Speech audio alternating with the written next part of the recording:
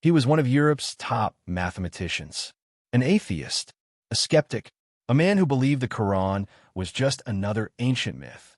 But then he tried to disprove it. What he discovered inside the Quran wasn't just numbers. The patterns began, the numbers aligned, and something impossible started happening to him. What made him cry? What made him fall to his knees? This isn't fiction. It's a true story, and it will shake your heart. Watch till the end and discover why the Quran can change the mind of a mathematician and the heart of a skeptic. Subscribe now to deeninminute and never miss another miracle. The wind howled outside the arched windows of the University of Göttingen as Professor Martin Engel peered through ancient manuscripts and dusty scrolls. He was a man of pure logic, a celebrated German mathematician whose life had been dedicated to solving abstract problems. Probability theory, chaos, topology, these were his realms. Faith, superstition, religion, a tool of control, he believed, but something had disturbed him for months. A peculiar encounter at a philosophy conference in Istanbul had left an itch in his mind he could not scratch away. A Moroccan professor had presented a paper on the mathematical structures within the Quran. Martin had scoffed at the idea, but took the PDF out of academic courtesy. Weeks passed, and curiosity won. He began to investigate. The paper mentioned something called the Quranic 19 code and statistical anomalies in letter counts, repetition of words, and numerical symmetry. It was on the surface nonsense, yet something was consistent, too consistent. He found himself working late nights, feeding verses into mathematical models. Verses where the word day occurred exactly 365 times. The word month 12 times. Man and woman both appearing 23 times, matching the chromosome pairs. Coincidence? Or something beyond mere human arrangement? His world, a bastion of rationality, began to tremble.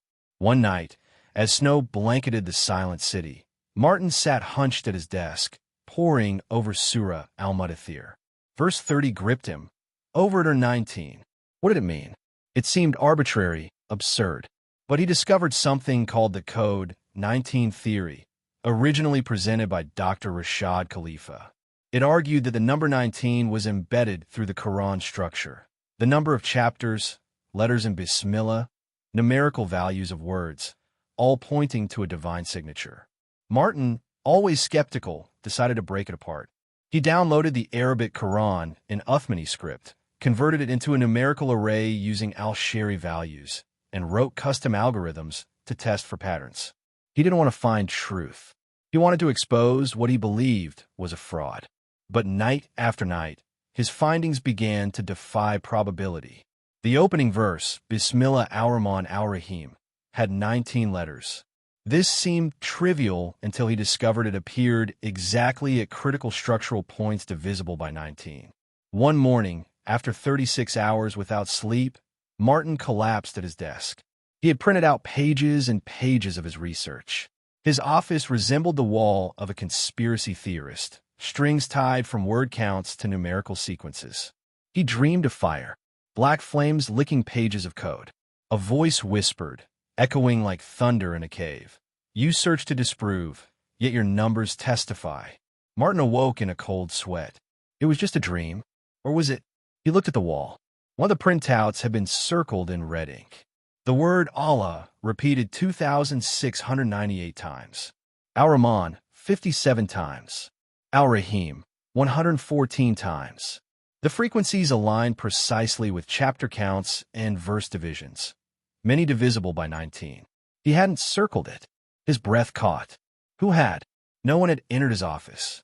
That night, his research took a dark turn. He tried to break the pattern by inserting forged verses and modifying counts. His program crashed every time. Data corrupted. One time, the screen turned black and flashed a single verse in bold white Arabic. And if you are in doubt about what we have sent down upon our servant, then produce a surah the like thereof and call upon your witnesses. 223. Martin didn't know Arabic. His computer wasn't even connected to the internet. Fear gripped his chest. Was he hallucinating? Was this the mental breakdown scholars joked about in lecture halls? He decided to stop. He closed his laptop, packed the papers, and swore to forget the Quran. But the nightmares began.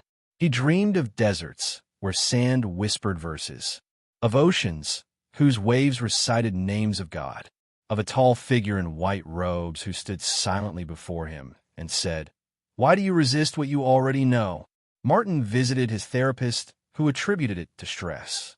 He was given sleep medication, but it only made the dreams more vivid. One night, he found himself walking barefoot in an ancient mosque. He felt peaceful until he looked up. The chandeliers hung not from the ceiling, but from an endless sky, and each light pulsed the name Ar-Rahman. He wept in the dream. The next morning, he found salt crusted on his cheeks. In desperation, he flew to Morocco.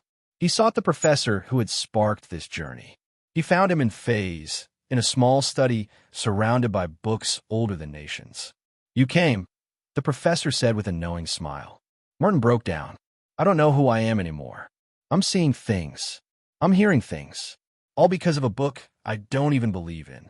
The professor placed a hand on his shoulder. "You're not going mad. You're waking up. The Quran is not a book of stories. It is a mirror. It reflects truth. But when you look into it with pride, it blinds you.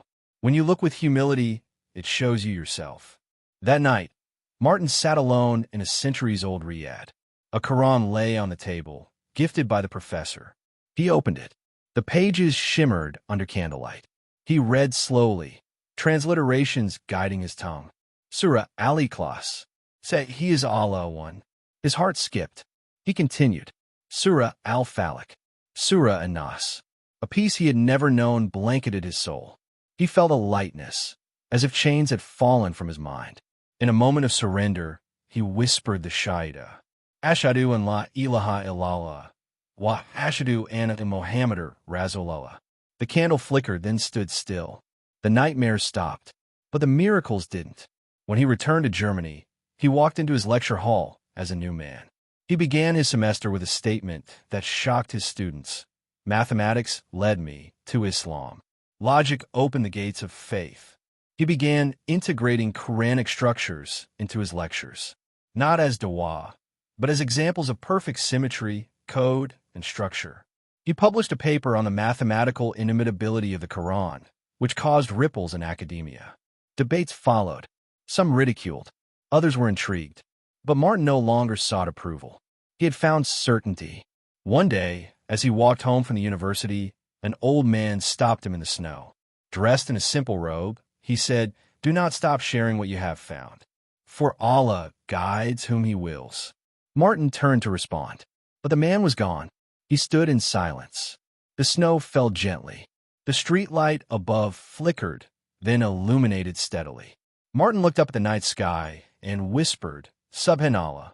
He never solved all the mysteries he encountered in the Quran, but he no longer needed to. For the greatest truth he discovered wasn't in the numbers or the codes or even the patterns. It was in a verse. This is the book about which there is no doubt, a guidance for those conscious of Allah. And that was enough.